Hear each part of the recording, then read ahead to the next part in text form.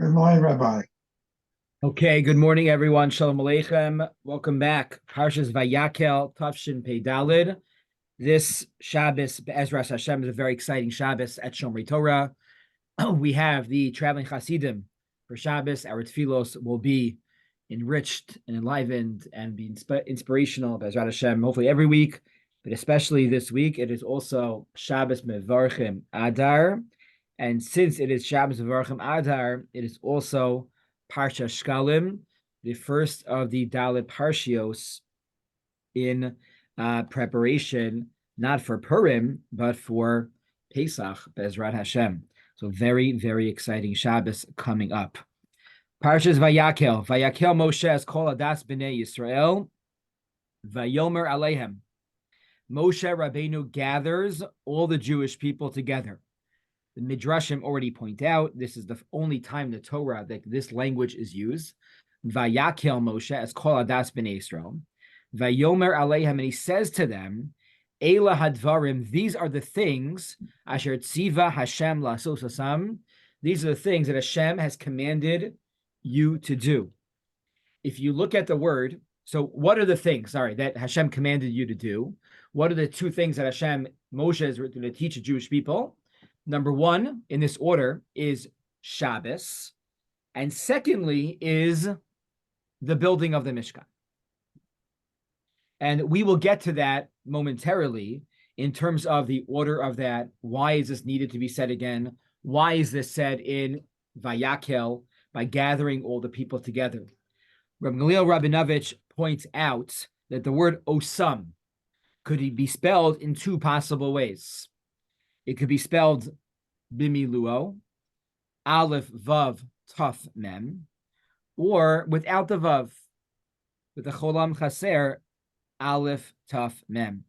And he says here the Torah says, Eila dvar ma'asher tziva Hashem lasos osam, these are the things that Hashem commanded you to do, without the vav, aleph, taf, mem. Why is that?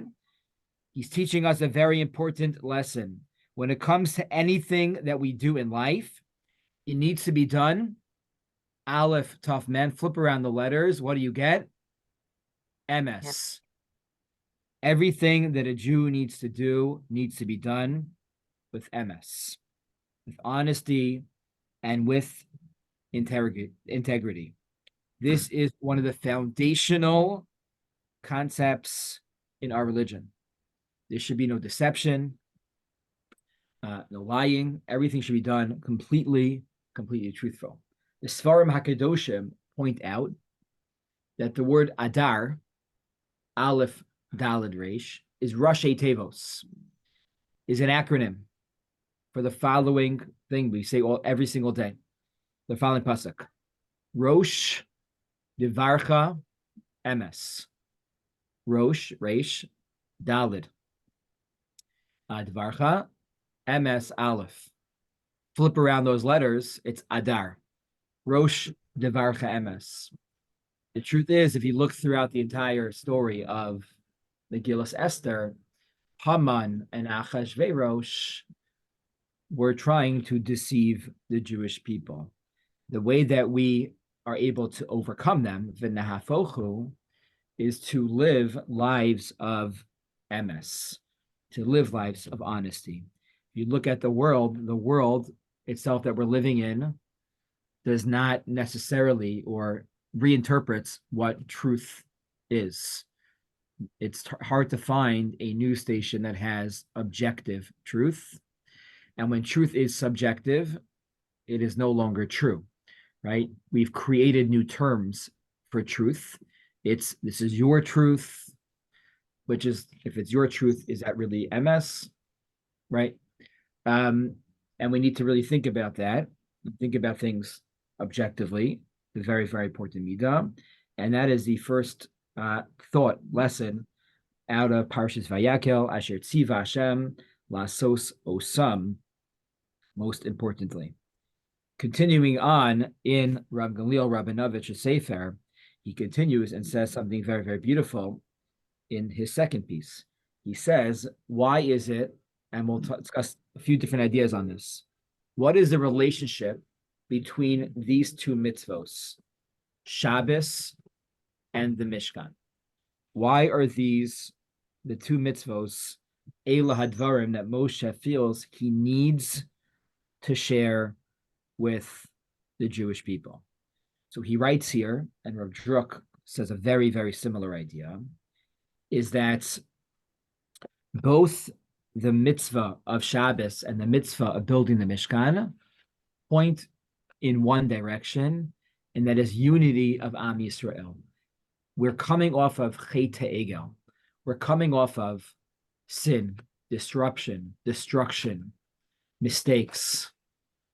Whenever there is Chet within Am Yisrael, there's generally Perud, separation. And Moshe Rabbeinu is teaching the Jewish people that the way to overcome is to reunite as a nation. And that is done through these two mitzvos. If you look at the mitzvah of building the Mishkan, everybody participated.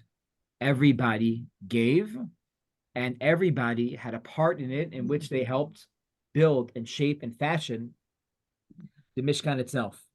Rabbi Jonathan Sachs, that's how, points out, I heard this from him personally, that you never see anybody complaining during the times of the building of the Mishkan. I don't know. If you ever had a friend or you yourself was going through construction in your house, there wasn't a moment where you didn't complain about the contractor, about the builder. It didn't go over well. The inspector came and he has no clue what's going on. There's bound to be people complaining or unhappy when you're constructing, new construction. However, and the Jewish people really know how to complain. We're very, very good at complaining. We get a gold star in complaining. Am Yisrael, that's one of our midos. But you see here, throughout the building of the Mishkan, nobody complains. Before this, in the Midbar, they're complaining. After this, in Sefer Bamidbar, they're complaining. Now, nothing. Why is that? Everybody had a place. Everybody knew what their role and job was in the Mishkan. And we needed all different types of people to build this house for Hashem. The Mishkan itself was a symbol of unity. To extend this further, the Ramban writes, and we discussed this a few weeks ago, the Ramban writes that the Mishkan is a continuation of Matan Torah. If it's the continuation of Matan Torah, if Matan Torah represented Ki'ish Echad B'Lev Echad, then so too, that needed to play itself out in the construction of the Mishkan as well. Shabbos is also a similar mitzvah. Shabbos is a unifier. People, whatever you made, for Shabbos, when Shabbos starts, you're done. Almost everybody's like on a similar equal footing, almost from like a socioeconomic level when it comes to Shabbos itself. Shabbos, we have, we're limited where we can go. We technically, right? We have Tchumen and we have Erev. Okay, we have limitations on purpose to connect the people that are close to you to stay together. And there's no different halachos. Shmir Shabbos is equal throughout the board. And maybe that's the message here, coming off of destruction, coming off of very difficult times, Shabbos and the Mishkan. Everybody has a place. Unity, Jewish unity, is of vital relevance and importance now and always. Can't tell you. Not for me to say, but for so many people on our mission and coming from Eretz Yisrael have shared so many times that the contrast between pre-October 6th, October 7th, and afterwards, unity, disunity. What was experienced on the streets of Tel Aviv on Yom Kippur, and then in the same places, is unbelievable. We spoke to Rav Asher Weiss last Friday. Many of us went to go visit him from the community, and he shared the following. And I'll preface it with something amazing. I called one of my friends, a close friend of mine, on Friday. The mission was very, very busy. And I figured maybe Friday he has time. And he said, no, I started a new minhag. On Friday, he takes his 9-year-old son and they go to Mattisdorf For those that don't know, Mattersdorf is a very Haredi community.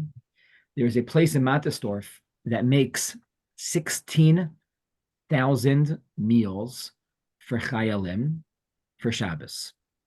And you go there, you line up with your car, they fill your car up, and they give you a location as to where to drop it off. This base, that base, etc. A lot of the food goes into Gaza, and many of the food stay in the army bases. So he said that this is what I do every Friday morning. I drive to Mattersdorf. Friday's an off day in Israel, and that's what I do. A few hours later, went to Russia Weiss, and he spoke about this operation. And he said, you have to appreciate who's running this operation. He says it's run by 3 different individuals that came together to help in a way that they can help. Who is it? First, there was a secular couple that had a son that was in the army and was nervous that he wasn't eating food. And they wanted to help. And then there's a doctor, I think Dr. Halperin, he mentioned, in Beit Shemesh, that also wanted to help with Shabbos food. And who's the third person involved? A Satmar Chassid. A Satmar Chassid by the name of Yoel Heidelbaum. And I think many of us here understand where Satmar's position is on the state of Israel. You have a Satmar Chassid, a secular couple, and an American doctor all came together to make tens of thousands, and at this point, hundreds of thousands of meals to help support our Chayalim. Unbelievable.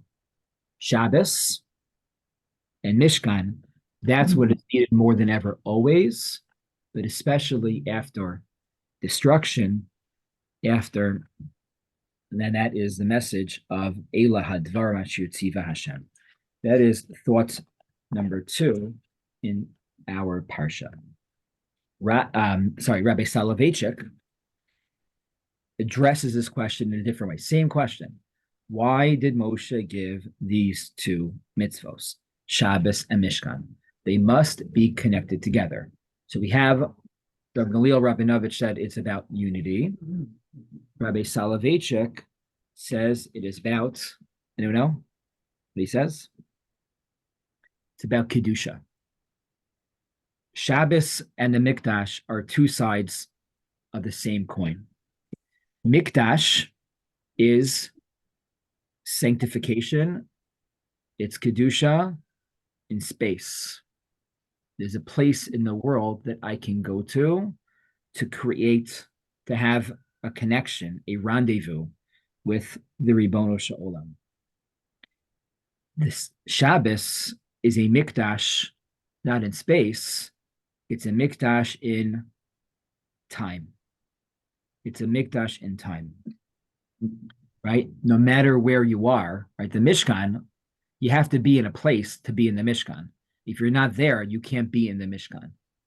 Shabbos, no matter where you are, you have the opportunity to touch the divine, to connect with the Ribono Shel Olam.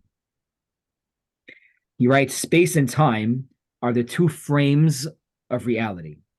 You cannot imagine reality or any scientific study of reality if you don't presuppose that there's space and there is time. The Ribono Shel Olam wants the Jews to assign to him a Beis HaMikdash in 2 dimensions, with a spatial structure in space and a temporal structure that fades away on Motzei Shabbos, and that is on a dimension of time. A Jew is ready to Mekabel Shabbos, to accept Shabbos and light the candles, with the intention to observe Shabbos strictly, finds himself in the same position as the ancient Jew 2,000 years ago, who used to make the last preparations before he entered the sanctuary of old. Today, he writes, Rabbi Soloveitchik, that we don't have the Mishkan. We don't have that sanctuary of space, but we do have the one of time. We do have the ability to access Hashem in every single week and connect to Hashem in that way. Right? He writes that the ancient rabbis of old, what would they do? They would say Lechadodi, and they would go out into the streets, and Hashem is greeting them. Rabbi Soloveitchik writes, according to him, right, where do you face? When a Jew turns around and says, Boi Kala, Boi B'Shalom, Ateres Bala, so the minhag in most shuls is you turn back. You face against the Aron, which in most places you face west. Rabbi Soloveitchik was against that. Where do you face? You face the door. So, okay, so in most places, the door is towards the back. Okay, so in Shomrei Torah, if you face a little bit towards like you angle yourself, you'd be doing both.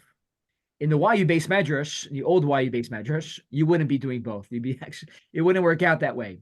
And so he would face the doors, which were on the side of the base medrash. For that purpose. Why? Because he said you want to envision that there's actually a dignitary, the Melech, is coming into the room right now, and we are all turning around, standing up and turning around, that Hashem is coming into our home. That is a Kedusha of Shabbos, that the Almighty, he writes, is a resident of our homes and our shuls on Shabbos itself. On Shabbos itself. Moshe Feinstein the other opinion. He says you face the west because it's like he's coming towards us in a different way. But I think Rabbi Soloveitchik just is very much appreciated in this way. So the contrast between Mishkan and Shabbos, what's Eila Hadvarim? It's two ways to connect with Hashem in space and in time. Okay. Continuing on, the order in our parshios of Shabbos and Mishkan is first Moshe commands us about Shabbos, and then he commands us about the Mishkan. Many Mefarshim point out that it was the opposite earlier. First, we had Truma and Tetzaveh. Truma and Tetzaveh told us about the building of the Mishkan. Right after the building of Mishkan, what's one of the first parshios in the beginning of Kitisa? Shabbos. So it was Mishkan, then Shabbos. Here, now, it's Shabbos, then Mishkan. Is this accidental? Or is there something purposeful here that is being taught to us? The Kli Yakar writes the following. The Kli Yakar writes that the Mishkan existed. Again, the Mishkan existed for the kavod of Am Yisrael. It housed Hashem, but it was the kavod for Am Yisrael that Hashem gave us the ability to have a Mishkan. Shabbos exists for the honor of Hashem. We do things for the sake of the Ribono Shel Olam, for Shabbos Kodesh. In the beginning, right, the commandment first was for the Mishkan, and then on Shabbos. Why? Those commandments came straight from Hashem. And when it came straight from Hashem, Hashem focused first on the kavod of Am Yisrael. I'm giving you this gift, it's the Mishkan. And after that, also Shabbos. As opposed to now, who is giving the commandments? Moshe Rabbeinu. Moshe Rabbeinu, when he's giving the commandments, the emphasis first is on the kavod of Hashem, that is on Shabbos Kodesh. And then, secondly, it is on the Mishkan, kavod of Am Yisrael. Okay. Very nice idea. What do we learn from here? What we learn from here is that when we are in front of other people, who is the emphasis? Who is the focus on? Is it that there's always something I want to say or I have to say? And so often, like we see somebody and they're talking and we want to respond, but they continue to talk. How good are we at being listeners as opposed to wanting to say something? When I teach in class and I see that girls have their hands up while someone else is talking, I ask them to put down their hands. I believe there are studies that have been shared that if your hand is up, right, while somebody else is talking, you don't hear a word that they're saying. It happens to be in a classroom setting most of the time that when they have their hands up, that girl usually is saying something very, very similar, if not the same exact thing that they wanted to say, but you don't hear it. You just don't hear it in that way. And too often, when we are in front of other people and having a conversation with somebody else, and we want to say something, we like shut down, and it's hard for us to listen and just experience the individual in front of us. Shabbos Mishkan, Mishkan Shabbos, give space to the person in front of you first. Their kavod comes before yours. That's the flip of the words, of the commandments over here. The Sfas Emes gives a different interpretation of the order. The Sfas Emes writes the following beautiful idea. He says, what's the difference? First was Mishkan Shabbos, then it was Shabbos Mishkan. The middle is Chet Egel. He says, before Chet Egel, the Kedusha of the Jews was on such a high level that our Kedusha automatically can create a Mishkan. We can go straight off the street and build a Mishkan, no questions asked. After Chet Egel, the only way for us to create that Kedusha is after experiencing a Shabbos. You need the Shabbos to work during the week.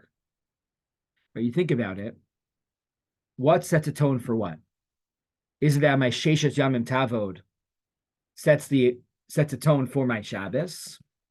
Or is it the Shabbos sets a tone for the rest of my week? I think realistically, they're probably two different types of people. And really the answer is a little bit of both. We need the Shabbos to save us from the week. And then we need Shabbos to push us and propel us and inspire us for the rest of the week, for the new week. Rav Hirsch writes in his Siddur that when we make Havdalah, it's not only to close off and say goodbye to Shabbos. You know what Havdalah is? It's a Kiddush for the week. Because after a Shabbos, you're able to make a Kiddush for the week. So the Sfas Emes says that after Chet Egel, it used to be that Shabbos can come on its own. We could just build the Mishkan on its own. But after Chet Egel, that could no longer happen. We need a Shabbos. We need to experience Shabbos. And then after we experience a Shabbos, then we have the ability and we have the capacity to go ahead and make a Mishkan. Okay, that is, I don't know what we're up to today because giving multiple answers for questions.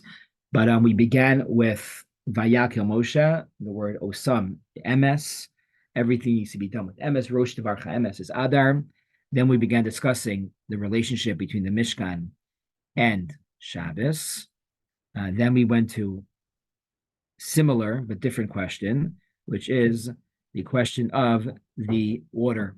First it was Mishkan Shabbos, and now it's Shabbos Mishkan, with the answers from the Sfas Emes and from Rabbi Ephraim Lunches, the Kli Yakar. Rabbi. Yakar. Yeah. So just a question on the Shabbos. Okay. Right. I think for most of us, I mean, there might be some exceptions, but for most of us, I think the biggest gift that we have from HaKadosh Baruch Hu is Shabbos. That's the biggest gift that I think that he's given us. Now, when someone gives you a gift, right, you want to reciprocate and give something back. If this is the biggest gift that Hashem gave to us, what do we give back to him for this special gift that he gave to us? So is that answering the question? And then maybe that's what we're doing. We're building a Mishkan coming off of Shabbos. I don't know. I'm just saying. I mean, your idea works very nicely with the Sfas Emes, that we have to come from a Shabbos to a Mishkan because maybe there's a more of an appreciation of Hashem, and we want to thank him. for what we're doing. No, that's what I thought you were. That's where I thought you were going. Okay, sounds good. And Mandy, write it down in your sefer, honey. You write it down. I know you're there. Taking notes. Taking notes. Taking notes. Good. Okay, so Mandy, since you mentioned how special Shabbos is, I have this in my notes. I may have said this. I'm not sure in previous years, but it's such an amazing idea. Just an amazing idea. So we've been talking about the juxtaposition of Shabbos and Mishkan. Let's just go back for a second. What was the parsha? What was the ending of Kitisa? What is Vayakol coming off of directly? Yechet Egel in general. But what is a specific halacha that he's coming off of? Or a specific story? And that's a story of the radiance of Moshe's face. Karnehot, right? Says the Balaturim here, amazing. Vayakel Moshe. Ksiv le'el ki karen or panav. V'samich le parsha Shabbos. Lomar she'eno dome kirin panim shel Shabbos l'shar hayamim. Why is Shabbos juxtaposed at the beginning of Vayakel? It's connected to the current or panav shel Moshe. That when Moshe encountered Hashem and fashioned the second luchos, he came down and his face was radiant. Comes Vayakel and teaches us Shabbos Kodesh. Through Shabbos, our face becomes radiant. How do we know this? Chas and Kala get married. What's the halacha for Shever Brachos? What do you need at Shever Brachos? In order to say the Shever Brachos, you need Panim Chadashos. Panim Chadashos. Jay Hirshhorn. Do we need Panim Chadashos on Shabbos? No.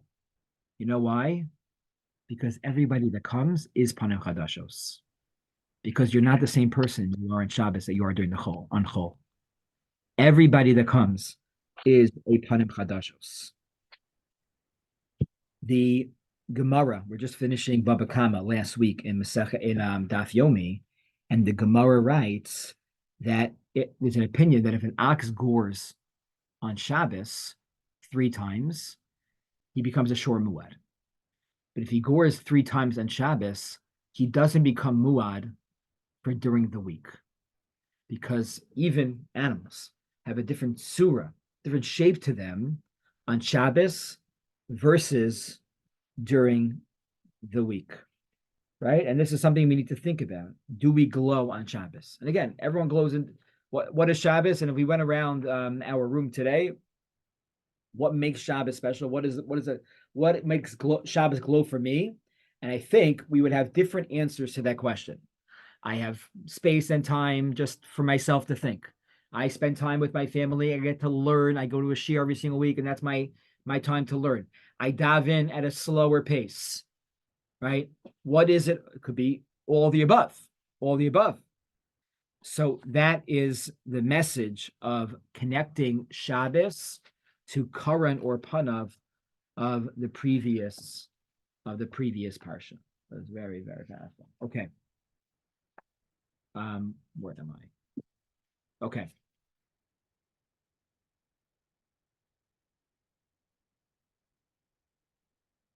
Okay, one last idea for today.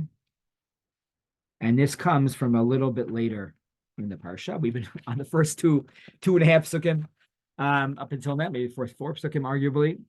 The Torah tells us the following. It's Perek Lamed Hey. Okay.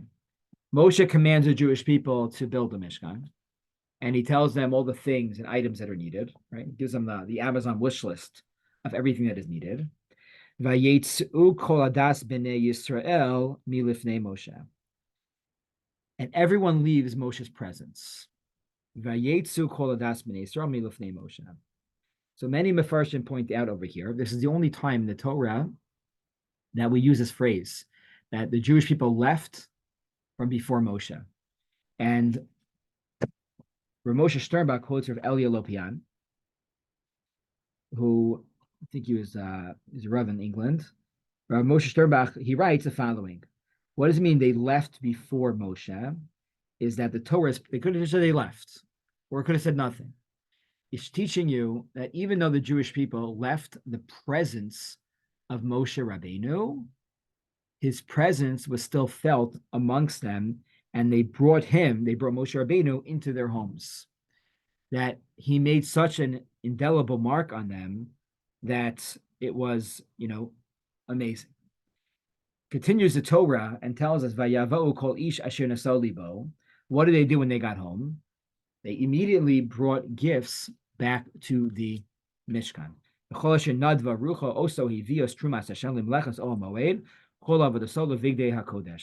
They all brought a tremendous amount of things.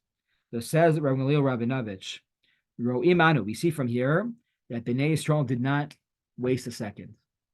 The Torah is telling us they left, they went home, and they immediately came back with things, with gifts for Hashem. What does it mean they left Moshe's presence? Usually, maybe the more coveted thing to do would be Moshe Rabbeinu speaks, let him leave the room first, right? And then we will go ahead and then we'll leave. That's respectful. Let the Rav leave first. Let the Manigador, Moshe Rabbeinu, leave first. Moshe gave us a charge to collect money for the Mishkan. We were so moved, we're so motivated, we didn't wait for him to leave. We ran home. And then came back. And he says, one of the biggest Yetzer Haras that we have is to procrastinate, is to wait. I'll do it tomorrow. I'll do it later. We get a moment of inspiration, and then we just leave it on the table. We leave it on the operating table. He says that, and this connects to Purim, that whenever Amalek is mentioned, I think we mentioned this idea when in Shmuel Aleph, when we learned the Haftorah for Parshat Zachor, that Amalek, we always attack Amalek, machar, tomorrow. Sevi hilachem ba'amalek machar. Go attack Amalek machar. The Sfarim say, what does that mean? Attack the machar in your lives.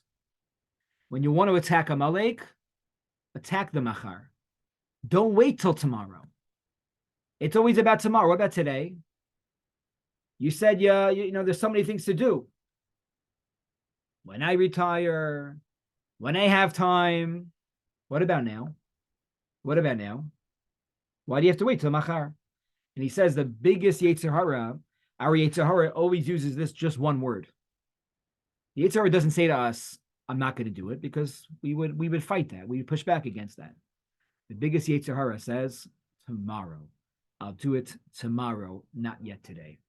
And he says, we see from here, the Jewish people's a little bit of a chutzpah de kedusha, was Moshe Rabbeinu finishes the rallying cry, they run out to overcome this natural way of life, to go ahead, Bizrizos, and to collect the. Okay, with that, we conclude today's shiur. Just to review, we discussed the